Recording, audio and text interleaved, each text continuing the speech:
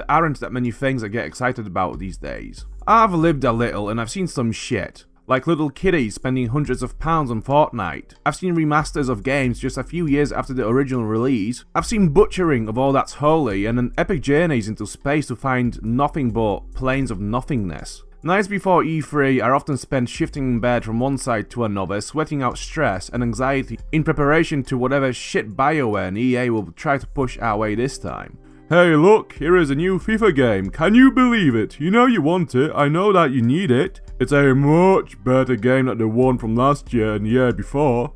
No, fuck off EA, nobody who is actually watching or attending E3 gets excited about FIFA. Hey, you know how you wanted a new Command & Conquer game. Well, we do hate everything that isn't new and trendy, so here is a mobile phone game nobody asked for. Just stop wasting everybody's time. But then, miracle. FromSoftware released a trailer of an untitled game, which could be anything. It could be Bloodborne 2, it could be the new Tenchu game. Nobody knows. But then, after some wait, we get a title. Sekiro, Shadows Die Twice.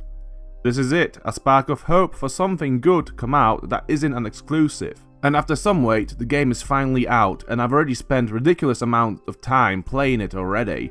Developing a love-hate relationship with the game. Love for pretty much everything within it, and hate for everything within it that kills me. And trust me, I died more than twice. My name is Dan, and this is my review of Sekiro Shadows Die Twice. Roll the intro.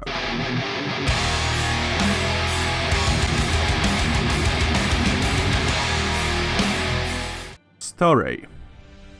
In Sekiro, you play as a shinobi called Wolf, who is sworn to protect the divine heir. The country is torn apart by war, the heir is just a kid, and so, as you can imagine, he gets kidnapped by the enemy, and as his protector you have the duty of killing a bunch of bosses to get him back. The reason why the kid is such a big deal is because, well, he is a noble, but he also comes from a family with magical blood, which undoubtedly turns his farts into sweet aroma of chamomile.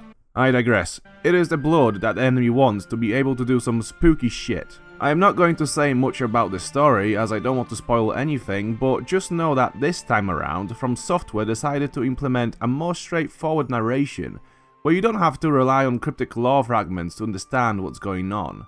There are plenty of cutscenes and dialogues in Sekiro which all do a good job at explaining the basic plotline without giving too much away. This results in a story that is easy to follow yet still has a lot of space for additional lore to explore. Sekiro is a story about a lone wolf, thus this is a single player experience, which means that you can pause the game whenever you like, as you no longer have to worry about other players invading you. This also makes the game more challenging however, as you will not be able to summon any help to take down difficult enemies.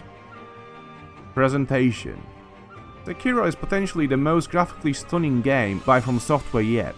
There are plenty of special effects in the game, such as god rays and particle effects, which weren't that prominent in earlier games. Sekiro's locations and model design are also outstanding, bringing both realistic and fantastical settings in a spectacular manner. The texture quality itself isn't all that impressive compared to some of their recent titles, but with the effects mentioned, the game does pop out more than this developer's earlier work. The only issue I have with the game is that once again, the developers haven't incorporated support for ultra-wide resolutions, which is a bit annoying. The sound effects are also rather good, with each slash and poke sounding fatal and bloody. Those effects come out exceptionally well during boss fights, where you'll be clashing your blade against theirs. Each clink and clank sounds realistic enough to fully immerse the player in action, while also providing important feedback as to whether you landed a hit, blocked, or successfully parried an attack. Gameplay.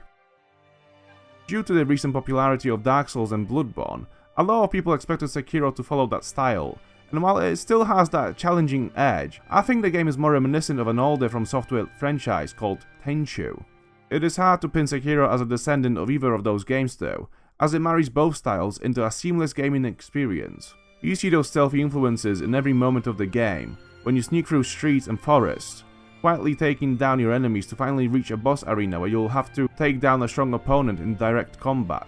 While that level design is still present in Sekiro, to call this a Tenchu follow-up would be plain silly. This is because as soon as you enter a direct fight, the game turns into an amazing action game with deep combat mechanics known from Soulsborne games. But unlike any Blood Souls game, the player is given lots of freedom of movement, with surfaces to climb and jump over, as well as with more shortcuts through areas than before. the biggest game changer in Sekiro is Wolf's prosthetic arm, which you can use as a grappling hook to quickly fly up and over many surfaces. This allows him to travel through areas quickly, resulting in rope swinging action that is far more satisfying than many Spider-Man games. There is still a mode of fast travel in between found checkpoints, such as there were in Dark Souls, that allows you to travel long distances without having to sneak past the front lines again. You can rest at those points called the Sculptor's Idols to restore your vitality and medicine, as well as spend certain items on character development. Unlike any FromSoftware action RPG so far, Sekiro doesn't do souls or blood echoes with which you can upgrade your stats. Instead, once you earn enough experience points, you will eventually level up, which gives you a skill point each time. You can then spend those skill points at the Sculptor's Idol to unlock abilities and moves, such as different dodges for different weapon types, effectiveness boosts, and attacks. This is an interesting take on character development, as not having some of these skills and dodges for certain fights basically makes some duels impossible to win. Combat. The combat easily takes the spotlight in Sekiro, with the most dynamic melee fights in Souls-like games to date. It isn't enough to just block, dodge, and parry attacks. In Sekiro, you have to learn how to jump over sweep attacks, deflect swings, dodge grabs, vault over enemies, and jump on spears while they're trying to pierce through your chest. In effect, some bosses feel more like skill checks rather than fights, which is an effective way to navigate a player through the world. The only issue I keep encountering in the game is the feedback system, which warns the player of either an unblockable grab, a swing which can only jump over to avoid, and thrust which can only dodge onto to block. Every time an enemy is preparing those attacks, a Japanese symbol appears above their heads to prepare their player for the move. I don't know whether those symbols indicate what move is coming, as I can't tell because I don't understand Japanese, but I never know what the game is trying to indicate. So I often jump during a thrust or dodge during a swing, which results in damage on both occasions. As I said, I'm not sure if the symbol indicates what moves is coming, but if they do, it is a bit unfair that the players who don't understand Japanese end up with a tougher experience. Another interesting thing in Sekiro is that death is indefinite, as long as you have an extra life stashed up. After falling in battle, you may decide whether to resurrect Wolf or die and respawn at the last checkpoint. This provides a possibility to continue the fight for longer, where you know the mistakes that led to your defeat. You may also use that to wait for the enemy to walk away to respawn just a few meters behind his back to pull off a stealthy death blow. But be careful with dying, as each death deteriorates NPCs around you, blocking certain dialogue options and functionalities, such as the chance of keeping your experience and loot after death. Luckily, they can be healed with special items that can be found or bought from traders, so don't worry. You should be fine as long as you don't abuse them. FromSoftware has also decided to ditch stamina meters, so you don't have to worry about running out of breath while attacking or running. Instead, there is a posture meter now which rises with each blocked attack. Once it reaches its limit, you will become staggered, allowing your enemies to deal some cheap damage. If that happens to them, however, you will be able to carry out a death blow which kills lesser enemies in one hit. Bosses normally have more than just one health bar, so many boss fights require you to build up their posture meter rather than deal damage, so then you can get through the health bars with a death blow. This new innovative replacement for stamina allows for these interesting experiments with combat, and I have to say, they are far more interesting than the majority of bosses in other games of this style. Inventory. Another big change to this formula is that you can't create or customize your own character. While there are practical upgrades to Wolf's equipment, you can't change his weapons and armor.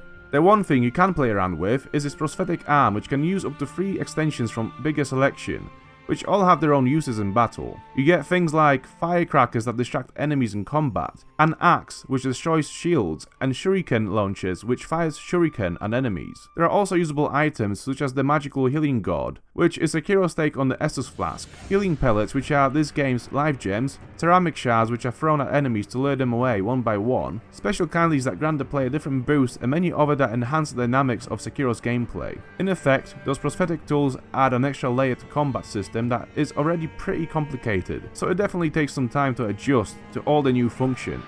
My only issue with this depth of combat is that I often caught myself disoriented in my current inventory. There are so many buttons with so many functions that anyone new picking up this game will definitely struggle to figure out the UI and different functionalities, but that is something that you will have to adapt to.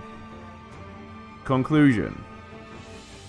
In conclusion, Sekiro Shadows Die Twice presents a very welcome change to the Soulsborne formula, just like Bloodborne did in its time.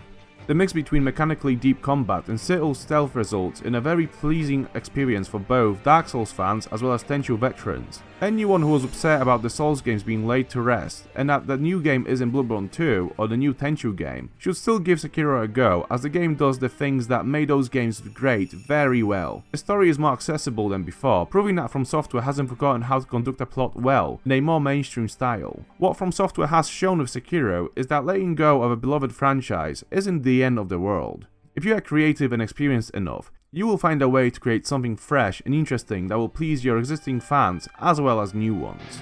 Thank you very much for watching. If you like this video, don't forget to leave a like and subscribe to this channel for more gaming videos every weekend. If you would like to see another video by myself, there will be 2 videos listed on this side. One of them will be handpicked by YouTube just for yourself, and the other one will be my most recent upload. So have at it, and I'll see you in the next video. Until then, bye bye.